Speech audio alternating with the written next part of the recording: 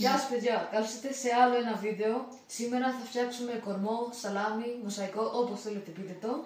Και όπως καταλάβατε είμαι εγώ πίσω από την κάμερα, γιατί κάναμε τέλος πάντων ένα στοίχημα, έχασα το στοίχημα, οπότε θα μαγειρέψει ο αδερφός μου τον κορμό και εγώ θα είμαι πίσω από την κάμερα. Πάμε να ξεκινήσουμε. Τα υλικά που θα χρειαστούμε είναι 190 γραμμάρια άχνη ζάχαρη σε συνδυασμό με 50 γραμμάρια κακάο, ένα αυγό, ένα σφινάκι κονιάκ, 250 γραμμάρια λιωμένο βούτυρο και 360 γραμμάρια τιμπέρ. Η συνταγή είναι αρκετά εύκολη, απλά είναι χρονοβόρα, καθώς θα χρειαστεί να κάτσει στο ψυγείο για τουλάχιστον 4 με 6 ώρες. Λοιπόν, πρώτα θα προσθέσουμε τα ξηρά υλικά μας, θα βάλουμε την άχνη ζάχαρη με το κακάο μας και θα ρίξουμε και τα τιμπέρ μας, τα οποία μπορείτε να τα σπάσετε είτε στο γουδί είτε με το χέρι. Πάμε να τα σπάσουμε και τα λέμε αργότερα. Bye! Λοιπόν παιδιά, σπάσαμε όλα μας τα μπισκότα. Μην ανησυχείτε αν φαίνονται πάρα πολλά, αφού θα έχουμε προσθέσει και τα υγρά μας, θα είναι μια χαρά. Πάμε λοιπόν, θα ρίξουμε τα 250 γραμμάρια βούτυρο με προσοχή παντού,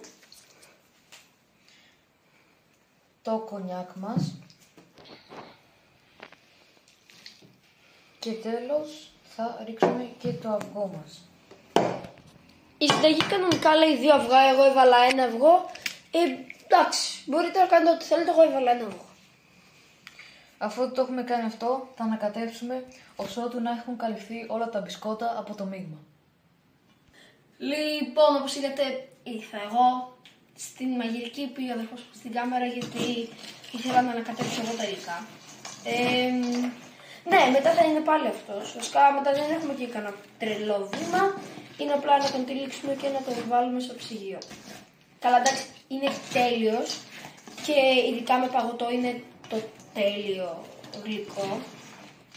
Οπότε τώρα πρέπει να ανακατέψουμε πολύ καλά μέχρι όλα τα μπισκότα να καλυφθούν, να μην βλέπουμε ας πούμε το αυγό, το μπρόκο, να έχουν όλα τέλος πάντων ένα ίδιο χρώμα, γιατί άμα βλέπετε ας πούμε αυτά φαίνεται το κακάο και όλα αυτά, οπότε θέλει καλό ανακάτεμα.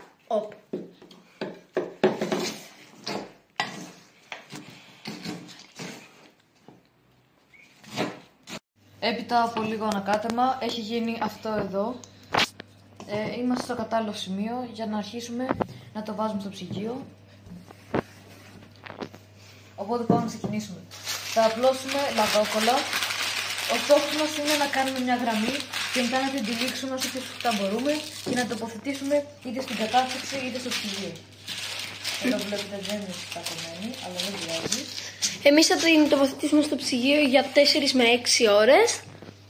Εκτός αν θέλετε στην κατάψυξη, σίγουρα θα θέλω να παγώσει και λιγότερη ώρα, περίπου 3 ώρες.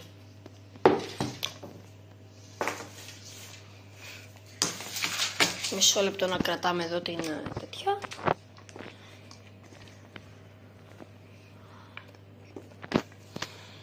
Ωραία. Αφού το έχουμε απλώσει πάνω, θα το κάνουμε με τα χέρια μας. Να κάνουμε ένα παραλληλόγραμμο σχήμα.